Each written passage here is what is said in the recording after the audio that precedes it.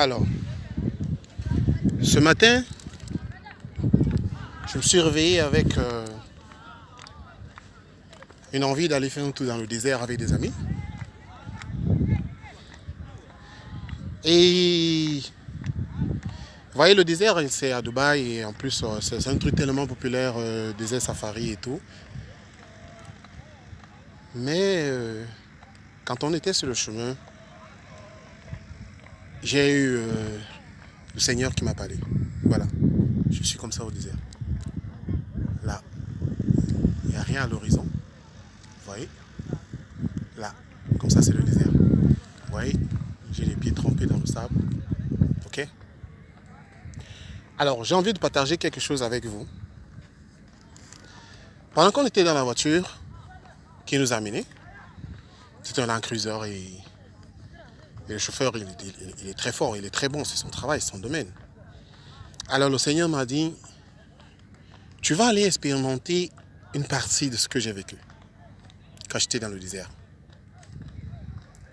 Et alors, je lui ai dit, d'accord, il n'y a pas de souci. Moi, j'ai partagé avec les gens qui étaient dans la voiture avec moi. Je leur ai dit, écoutez, voilà ce que le Seigneur me dit, on y va, et voilà, c'est l'expérience qu'on va vivre.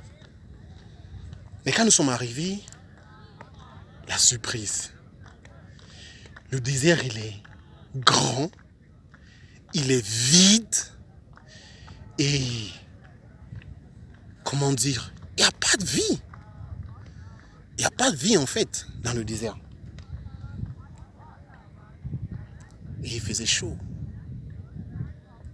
Il faisait très chaud en ce moment-là. Il faisait très chaud. Mais, alors quand nous sommes entrés dans le désert, on a quitté la route, on a pris l'embranchement du désert. Il faut dire que le chauffeur il nous a laissé, il est parti. Hein. Maintenant, on se débrouille dans l'aventure et tout. Alors, quand on a quitté le désert, à la route, on est entré dans le désert, la chaleur.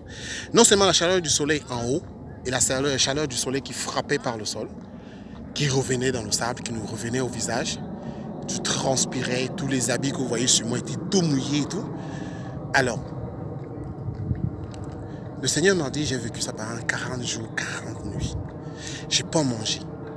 Et j'ai payé ce prix pour toi, Joël. J'ai payé ce prix pour tous mes enfants. Que tu sois chrétien ou pas, que tu sois bouddhiste ou marabout, ou bien que tu sois, je sais pas trop, païen, c'est pour toi qu'il a payé ce prix. Il a payé ce prix pour chaque individu. Il a payé ce prix pour chaque personne. C'est pourquoi il a payé ce prix. Il a souffert sur cette terre aride-là. Regardez, c'est du sable, c'est réel. C'est réel, c'est du sable. Voilà. Il a payé ce prix sur ce sable-là afin qu'on puisse bien vivre, afin qu'on puisse avoir la plénitude de Dieu qui habite en nous, au travers de lui et de son nom. Mais ce qui est bizarre, c'est que certaines personnes vont s'égosiller à reconnaître qu'il n'a jamais existé, à venir raconter des bêtises. Mais attends, mais l'apôtre Paul, il est clair que si quelqu'un vous raconte un autre évangile que Christ, qu'il soit anathème. Et bien évidemment qu'il soit anathème celui-là. Et j'aime ce passage biblique parce que c'est la vérité et c'est Christ et rien que Christ. Mes frères, l'histoire est réelle. Jésus est vraiment mort pour nous. Jésus a payé ce prix dans ce lieu aride. Les enfants d'Israël ont marché 40 ans, 40 nuits, de 40 ans dans le désert. Moïse a fait 40 jours dans le désert à écouter la voix de Dieu. La musique que vous entendez, les gens qui chantent à côté sont les gens avec qui nous sommes venus. Mais sinon, quand tu es dans le désert, tu n'entends pas de bruit. Le seul bruit que tu entends et qui est ton ami, c'est le vent. C'est le vent que tu entends. Tu ne vois rien à l'horizon. Donc, j'exhorte tout le monde, je vous en prie. Aussi longtemps que vous serez à écouter cette vidéo, je vous exhorte à accepter Christ. Je vous exhorte à reconnaître Christ comme votre sauveur et Seigneur, car il a payé ce prix. Ce monsieur a souffert dans ce sable, dans ce lieu aride, pendant 40 jours, 40 nuits. Il n'a pas mangé, il n'a pas bu, parce qu'il voulait être en accord avec lui, en accord avec Dieu, en communion avec le Saint-Esprit, afin de faire le travail pour lequel on l'a envoyé sur terre, le travail pour lequel il a été choisi. C'est pour ne pas nous mettre sur, pas ces maîtres sur que nous sommes guéris. C'est pour nous qu'il s'est donné. C'est pour nous qu'il s'est sacrifié. Alors demeurez bénis. Et si tu n'as pas encore fait cette prière, je t'invite à faire cette prière avec moi. Accepte Jésus-Christ comme ton Sauveur et Seigneur. Et tu verras, les choses vont changer dans ta vie. Alors tu fais cette prière avec moi. Seigneur Jésus, tu fermes les yeux et tu le dis sincèrement dans ton cœur, tu le dis. Seigneur Jésus, pardonne-moi, pauvre pécheur que je suis. J'ai péché contre toi et contre les hommes et j'ai péché contre ton royaume. Alors aujourd'hui, je renonce, Seigneur, à ce péché-là. Je renonce à Satan. Je te donne ma vie.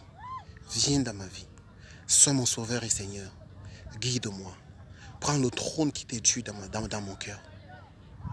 Et guide-moi vers la prospérité et la vie en abondance et dépendante qui se trouve en toi. Au nom de Jésus. Amen. Alors frères et sœurs, si tu viens de faire ces prières, je viens te déclarer que tu es né de nouveau. Tu es né de nouveau et comme la Bible dit, voici toutes choses anciennes sont passées. Alors arrête de culpabiliser, arrête de t'accuser. Arrête de penser que Dieu ne va jamais pardonner le péché que tu as fait. Quel que soit le péché que tu as commis, Dieu est avec toi. L'Éternel est avec toi et il te soutient. Il te connaît mieux que quiconque. Ok?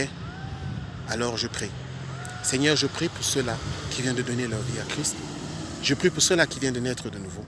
Accueille-les dans ton royaume. Sois avec eux. Fortifie-les, montre-leur le chemin. Guide-les.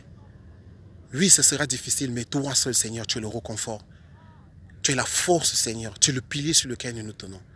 Alors sois leur pilier et leur force. Au nom de Jésus. Amen. Demeurons bénis.